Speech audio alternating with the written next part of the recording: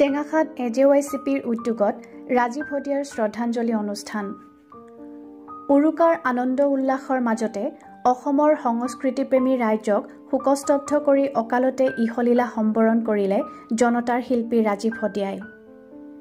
এইগৰাকী জনতাৰ শিল্পীৰ বিদেশ আত্মাৰ চিৰশান্তি কামনা কৰি ৰাজ্যৰ বিভিন্ন দল সংগঠনে শ্ৰদ্ধাঞ্জলি জ্ঞাপন কৰি থকাৰ সময়তে অসম জাতীয়তাবাদী যুৱ ছাত্ৰ পৰিষদৰ টেঙাখাত আঞ্চলিক সমিতিৰ উদ্যোগত টেঙাখাত গান্ধী ভৱনৰ সন্মুখত শিল্পীগৰাকীৰ প্ৰতিচ্ছবিত বন্তি প্ৰজ্বলনেৰে শ্ৰদ্ধাঞ্জলি জনোৱা হয়।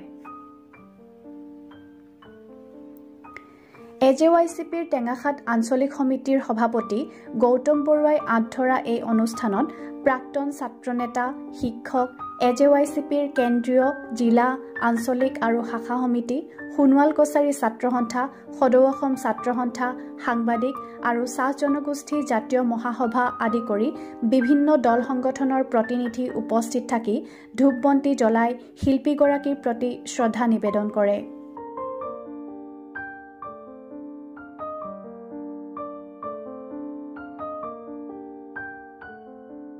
অনুষ্ঠানত প্ৰয়াত গণশিল্পী ৰাজীৱ হদিয়াৰ আত্মাৰ চিৰশান্তি কামনা কৰি 1 মিনিট সময় মৌন প্ৰাৰ্থনা কৰা হয়।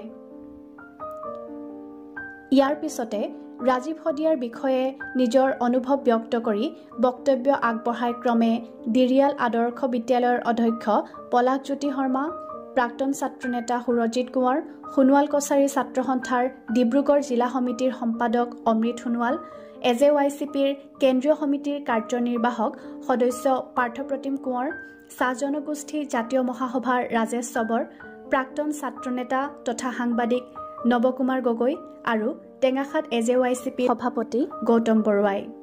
হয়, আমি অসম জাতীয়তাবাদী যুৱ ছাত্ৰ পৰিষদ টেঙাখাত আঞ্চলিক সমিতিৰ উদ্যোগত তথা টেঙাখাতবাসী ৰাইজৰ সহযোগত আৰু বিভিন্ন আমাৰ দল সংগঠনৰ তথা আমাৰ বিষয়ববীয়াসকল আজি আহিছিলে। আমি শ্ৰদ্ধাঞ্জলি অনুষ্ঠান জনাইছিলোঁ, ৰাজীৱ হদিয়াৰ শ্ৰদ্ধাঞ্জলি জনাইছিলোঁ। যিহেতু আমাৰ মাটিৰ গোন্ধ থকা, আমাৰ জাতিৰ লগত সম্পৰ্ক, জাতিটোৰ প্ৰত্যেকটো সময়তে তেওঁ যিহেতু আপোচবিহীনভাৱে সংকটৰ সময়ত তেওঁ আমাৰ গানৰ জৰিয়তে আমাৰ জাতিটোক তেওঁ যাতে একতাৰ দোলেৰে বান্ধিবলৈ চেষ্টা কৰিছিলে।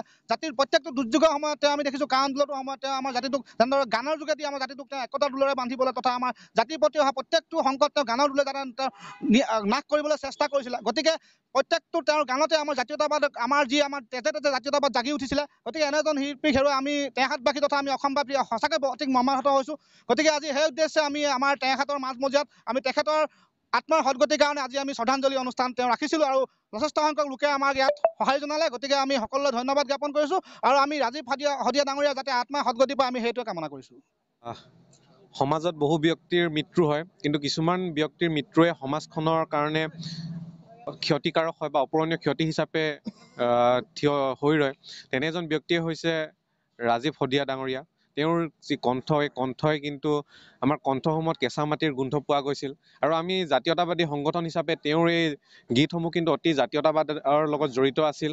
তেওঁৰ গানবোৰত আমি জাতি মাটিৰ লগতে আমাৰ অসমীয়া জাতিটোৱে কেনেদৰে আগন্তুক দিনত আগবাঢ়ি যাব লাগিব বা আমাৰ জাতিটোৰ কি কি দুখ আছে, এই দুখসমূহ কিন্তু আমি বিচাৰি পাইছিলোঁ। গতিকে এনেকুৱা এজন ব্যক্তিৰ মৃত্যু সঁচাকৈ আমাৰ অসমীয়া জনজীৱনৰ কাৰণে অতি বেদনাদায়ক। সেই উদ্দেশ্যে আমি সদ্যপ্ৰয়াত ৰাজীৱ হদিয়াদেৱৰ আজি শ্ৰদ্ধাঞ্জলি অনুষ্ঠান আমি অসম জাতীয়তাবাদী যুৱ ছাত্ৰ পৰিষদ টেঙাখাত আঞ্চলিক সমিতিয়ে অনুষ্ঠিত কৰোঁ আৰু ইয়াৰ লগতে আমি অসম জাতীয়তাবাদী যুৱ ছাত্ৰ পৰিষদে তেওঁৰ যি স্মৃতি যুগমীয়া কৰাৰ কাৰণে আমি কেন্দ্ৰীয় সমিতিয়ে পণ লৈছোঁ।